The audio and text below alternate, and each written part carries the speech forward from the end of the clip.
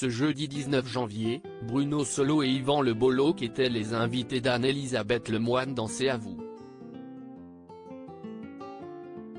Ils sont revenus sur le prime événement de Caméra Café mardi 24 janvier sur M6, et se sont confiés sur le tournage du film. En seulement 3 années de diffusion, Caméra Café a réussi à s'imposer comme une série culte. Entre 2001 et 2004, la série qui ne compte pas moins de 570 épisodes de 3 minutes, a séduit des millions de téléspectateurs sur M6. La sitcom racontait le quotidien d'une entreprise de province et de ses employés, qui se retrouvaient, très, voire trop, souvent à la machine à café. Ce programme phare des années 2000 était notamment porté par le duo Bruno Solo et Yvan Le Bolloc, co-créateur avec Alain Capoff. Cependant, Caméra Café s'est arrêté en 2004, donnant ensuite lieu à un film et un spin-off, Caméra Café 2, La boîte d'en dessous, qui a été annulé rapidement faute d'audience. Le retour de Caméra Café avec un film inédit 2 décennies plus tard, Caméra Café est de retour. En effet, M6 a souhaité fêter l'anniversaire de la série en proposant un unitaire inédit, tourné au premier trimestre 2022 à Bruxelles, et dont on vous dévoile les coulisses. À l'occasion de la diffusion de ce film le mardi 24 janvier prochain, Bruno Solo et Yvan Le Bolloc étaient les invités d'Anne-Elisabeth Lemoine dans l'émission C'est à vous sur France 5. Ils sont revenus sur l'histoire de la série et ont évoqué ce nouveau tournage bouleversant.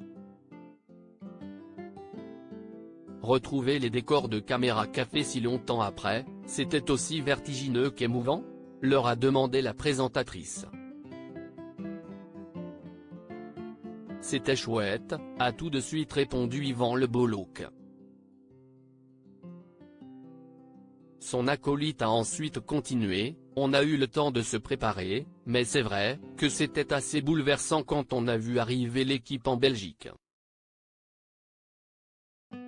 Et quand on a vu arriver Alexandre Pell, Armel, Jeanne Savary, Valérie Decobert, Alain Bouzigues, et tous, les uns après les autres, quand ils sont arrivés dans ce décor qu'ils redécouvraient, il y a eu un moment vraiment assez poignant, a-t-il expliqué avec encore une pointe d'émotion.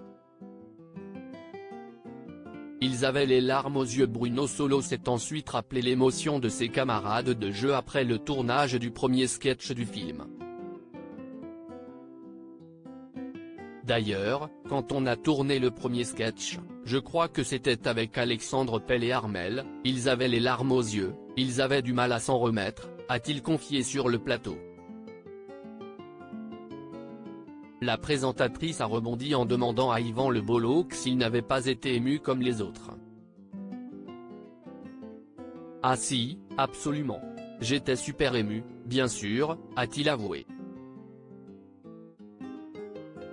C'est quand même un programme qui nous a apporté gloire, sérénité, un peu d'oseille, il faut le dire, et aussi le confort.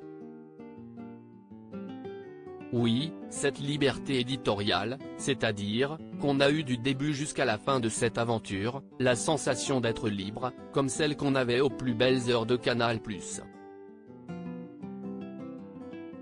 Le duo incontournable de la télévision française se souvient avec émotion des premières heures de Caméra Café, mais se réjouit également de ce nouveau projet qu'il s'apprête à dévoiler aux téléspectateurs. À lire aussi Caméra Café, ou voir en streaming le prime des 20 ans avant sa diffusion sur M6.